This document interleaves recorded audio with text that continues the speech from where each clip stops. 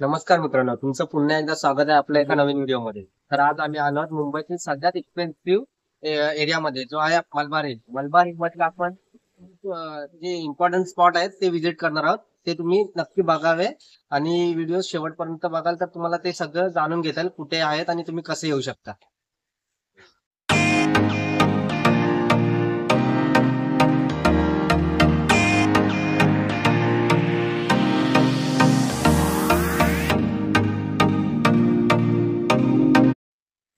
तर मित्रांनो, मलबार हिल मधील आपण सगळ्यात आधी जो स्पॉट बघणार आहेत तो आहे महाराष्ट्रातील राजभवन. महाराष्ट्रातील राजभवन हे आपल्या महाराष्ट्राचे जे राज्यपाल आहे त्यांचे निवासस्थान आहे.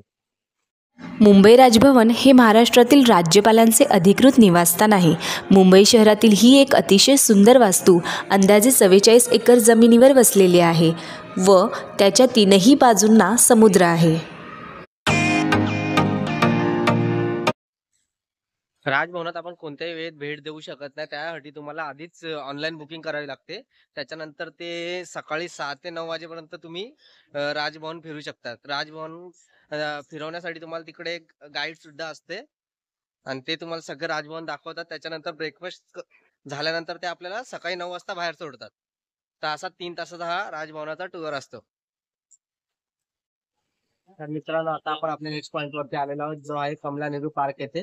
तर चला तुम्हाला तेथील काही चांगले दृश्य दाखवतो जे तुम्हाला नक्कीच आवडेल. 1952 मध्ये स्थापन झालेले कमला नेहरू पार्क अनेक दशकांपासून मुंबईच्या शहरी लँडस्केपचा अविभाज्य भाग आहे.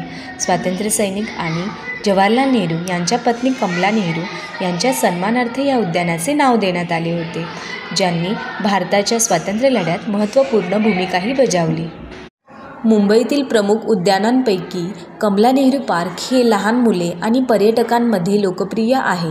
या बागेतून खाली मरीन ड्राईव्हचे दृश्य दिसते. तर मित्रांनो, असे चांगले दृश्य तुम्हाला कमला नेहरू पार्क मधून दिसतात.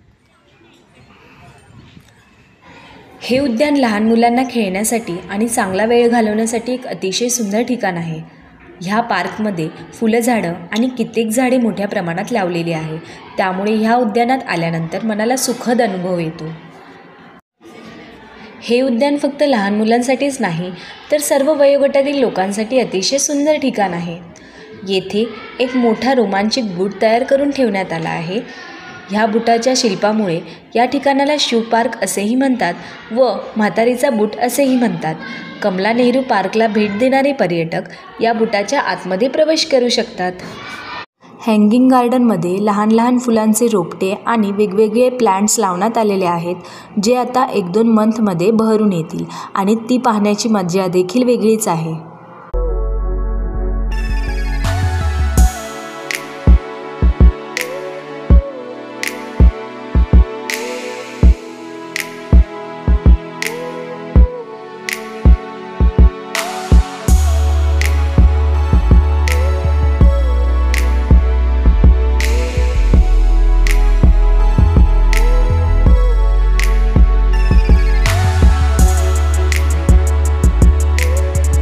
सो मित्रांनो, आता आपण चाललेलो आहोत बाबुलनाथ टेम्पल येथे. हे मंदिर शिव भगवानला समर्पित आहे आणि हे मंदिर मुंबईतील सर्वात जुने मंदिर आहे. सो चला.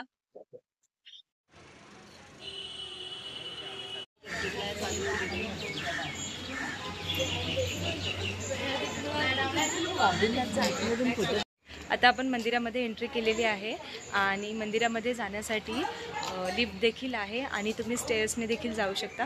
तर चला आता बघूया.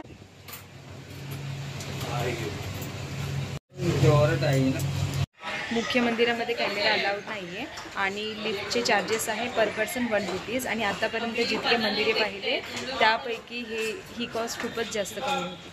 बाबुलनाथ टेम्पल हे भगवान शिवाला समर्पित आहे. ह्या जागेचे एक छोटे पण खूप महत्त्वपूर्ण इतिहास आहे. हे मंदिर 18व्या शतकात बांधले गेले आणि हे खूप जुने आहे. याचे नाव बाबुलनाथ ठेवण्यात आले कारण इथे एक मोठा बबूल नावाचे झाड होते आणि ते आज देखील इथे जुडलेले आहे.